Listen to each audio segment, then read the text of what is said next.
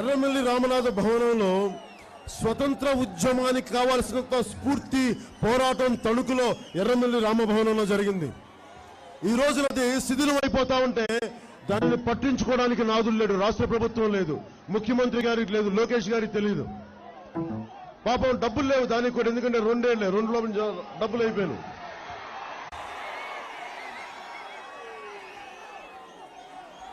కానీ డబ్బులు ఇవ్వడానికి 2000 వస్తాయి. కానీ ఒక ఎమ్మెల్యే, తణుకు ఎమ్మెల్యే, ఆయన పేరు చెప్పడం కూడా అనవసరం అనుకుంటున్నాను,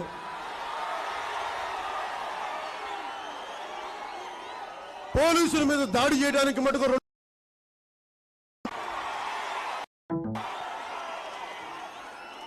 తెలుగుదేశం ఎమ్మెల్యేలకి నేను ఒకటే అడుగుతా ఉన్నా, మీరేమన్నా చట్టానికి అతీతులా? మీరు లా మేకర్స్, మీరు చట్టసభల్లో కూర్చొని చట్టాలు చేసేవాళ్ళు, చట్టాలను అతిక్రమించే వాళ్ళు కాదు, గుర్తుపెట్టుకోండి. ఒక తెలుగుదేశం ఎమ్మెల్యే ఏమో మహిళా అధికారుల మీద కొడతాడు, ఇక్కడ తెలుగుదేశం ఎమ్మెల్యే ఏమో పోలీసుల్ని కాలర్ పట్టుకుంటాడు. దేనికి పోలీసులు అంటే, ఎమ్మెల్యే అయితే ఏంటి, తప్పు చేస్తే వాళ్ళని అరెస్ట్ చేస్తే పోలీసుల్ని ఇక్కడి నుంచి పంపించేయాలని చూస్తారు. MLA DSP SP వెళ్ళిపోవాలంటారు.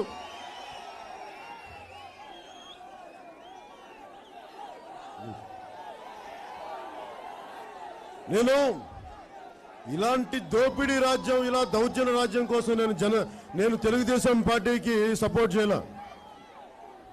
అలా దౌర్జన్యాలు, దోపిడీలు వైఎస్ఆర్సీపీ చేస్తుందా, జరగకుండా ఉండాలని చెప్పి నేను తెలుగుదేశం పార్టీకి సపోర్ట్ చేశాను.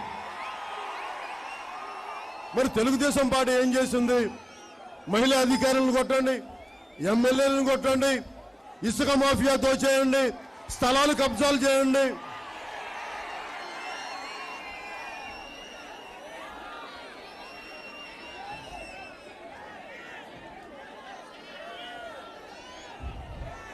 అది చూపించండి, అదేంటది?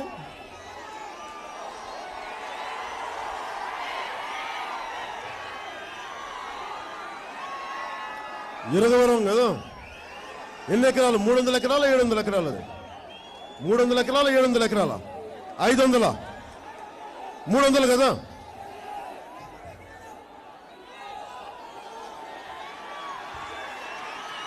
ఏదో ఎన్ని ఎకరాలు? 350 ఎకరాలు. సరే, ఒక ఎకరం అటు ఇటు అనుకుందాం, అది కూడా నా దృష్టిలో ఉంది. తెలుగుదేశం ఎమ్మెల్యేలు కానీ మీకు పశ్చిమ గోదావరిలో 15కి 15 సీట్లు రావడానికి జనసేన అండగా ఉంది, మర్చిపోకుండా సంగతి.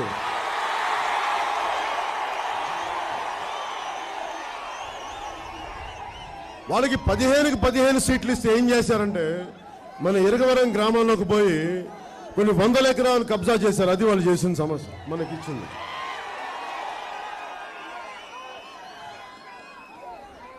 ముఖ్యమంత్రి గారు ఎందుకు ఇలా చేశారని చంద్రబాబు గారిని అడిగితే, ఏం పర్లేదు, బాగా చేద్దాం బ్రదర్స్,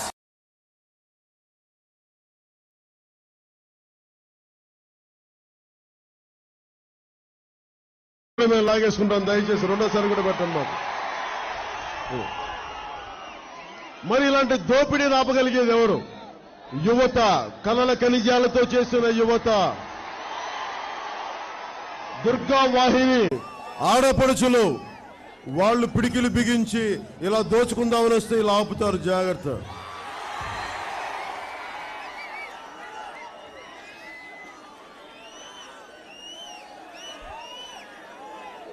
నాకు చాలా బాధ కలిగింది. పశ్చిమ గోదావరి జిల్లాలో ఎటు చూసినా నీళ్లే. సర్ ఆర్థర్ కాటన్ కి